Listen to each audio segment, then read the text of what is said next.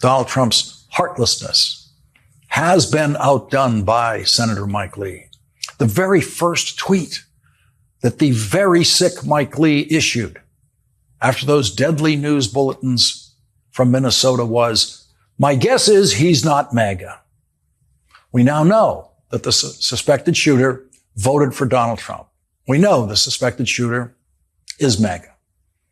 I was a Trump supporter, voted for Trump. Everybody's happy, not happy what this politician does or that politician does, but you don't go on a shooting spree. It's just, that's why I hate even talking about it, because it's so crazy. During the weekend manhunt for the suspect in this murder and attempted murder case, Mike Lee decided to blame the Democratic governor of Minnesota for the murder and attempted murder by calling it, quote, "Nightmare on Wall Street." He also posted, quote, "This is what happens when Marxists don't get their way." Mike Lee is a disgrace. He is a disgrace to the Senate. He is a disgrace to Utah. He owes the voters of Utah who sent him to the Senate an apology for his ugly tweets, his perverse tweets. He owes the nation an apology. It's Ken Harbaugh with the MeidasTouch Network. The one thing that all American political leaders used to be able to agree on, the one issue where they came together, was the unequivocal condemnation of political violence. If for no other reason than literal self-preservation, that used to be a hard line. But that tradition is gone. As we have consistently reported, Donald Trump repeatedly invokes threats of political violence and has provoked actual political violence and celebrated and pardoned its perpetrators. So it should be no surprise when senior members of his party follow suit. But somehow the callousness of Senator Mike Lee's response to the Minnesota assassinations is still shocking. The shooter had with him a hit list of Democratic lawmakers that included colleagues of Mike Lee in the Senate. I could not have put it better than Lawrence O'Donnell. Senator Mike Lee is a disgrace. And although he has since deleted those horrific tweets, he refuses to apologize. I spoke with Chris Goldsmith about the effect that this normalizing of political violence by Republican lawmakers will have on our democracy. Part one of that conversation posted yesterday. Here's part two. Other names on that list purportedly included U.S. senators. And I bring that up because one of their colleagues, Senator Mike Lee, saw fit to make jokes on his X/Twitter feed about the assassinations. I don't know if I don't think he's mentally ill. I don't think he's like a depraved person, but I think he must live in a world now that you understand better than I do that rewards that kind of thing. Help us understand how a U.S. senator does something like that, knowing that his colleagues are on that hit list. Yeah. So Mike Lee, his Twitter handle is based Mike Lee. Based is, for the vast majority of this audience, which I know is something that most of the audience just has not heard of before. This is not exclusively, but used heavily among young people on the far right. They describe, racism or anti-Jewish behavior as based. Again, this is not exclusively how it's used. Right? It's like saying something is cool, right? But the neo-Nazis, the alt-right, the Groypers, the like Nick Fuentes types, who are getting hired and work on the Hill. They used to be limited pretty much to Paul Gosar's staff. Now they're on both sides of the Capitol, both the House and the Senate. And I suspect that it's probably, I don't know for sure, but I suspect that it's probably a young person, a Groyper, someone who listens to Nick Fuentes, who is managing Mike Lee's Twitter account. I don't know that for sure. It could be the senator himself. If it is the senator himself, I would love to see him censured, because making jokes about an assassin who is going to kill one of your colleagues, who was on the loose still at the time of those posts, he was still at large.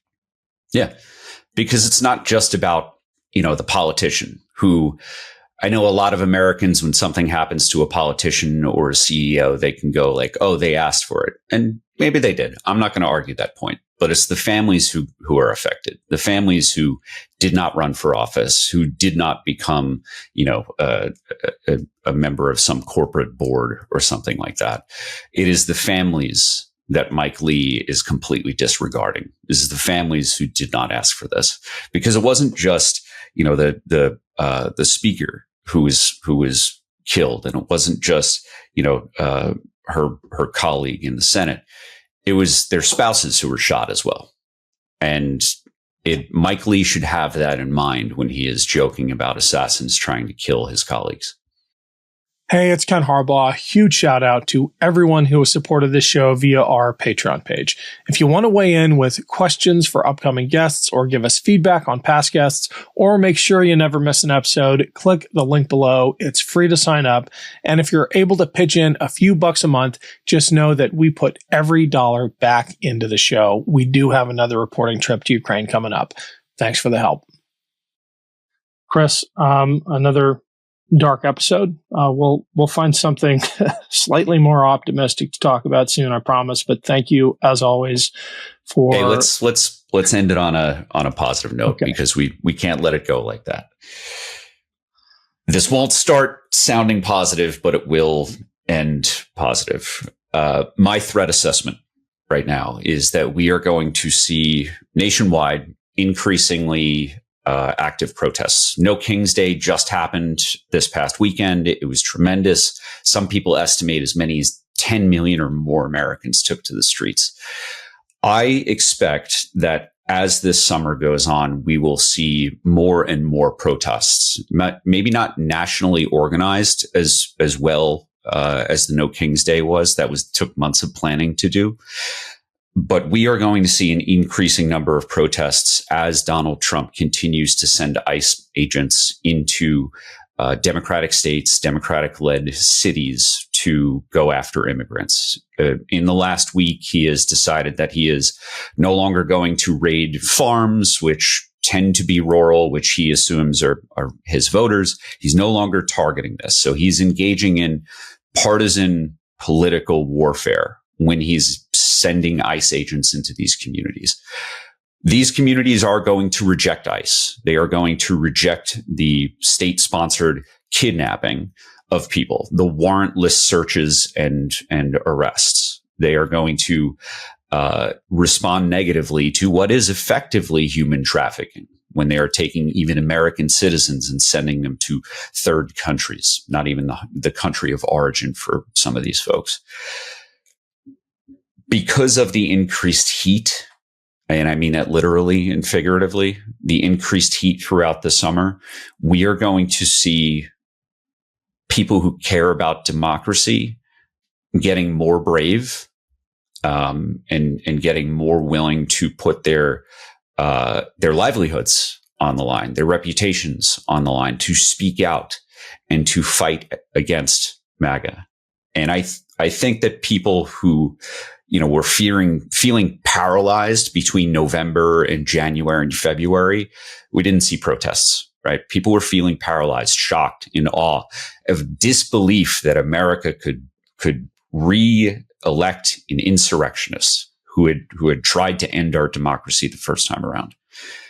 These people who have felt paralyzed for so long are going to find their confidence. They're going to find their bravery. They're going to be inspired by the patriotism of others, and they are going to hit the streets. And that is going to give Democrats in office who have felt feckless the political capital that they need to really start hitting the brakes on everything that Donald Trump is trying to do. I think you're right. I also think it begs the question, where have the leaders been? But I think we're going to see a new generation of leaders emerge from this movement. I think the future of the Democratic Party is extraordinarily bright. It has found its purpose, its cause. And on that note, I want to let people know about this young woman named Deja Fox, sure, who you might be familiar with because she spoke on stage at the DNC. She's a young activist.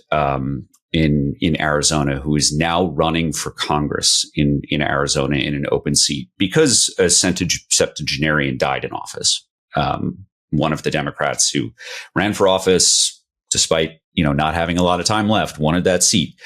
So this is giving a 25-year-old a shot at that seat. We just interviewed her on my Find Out podcast.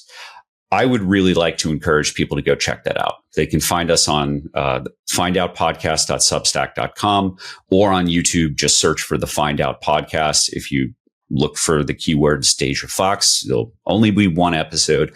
I think people will see a light at the end of the tunnel when they see this young woman talk about the way that she would shake up Washington if she, a Gen Z young woman, were to get in office and would then be the youngest person in Congress. Very cool. We'll put the links to your show down below, and I'm going to reach out to her and we'll get her on MeidasTouch. So thanks. Awesome. Thanks, Chris.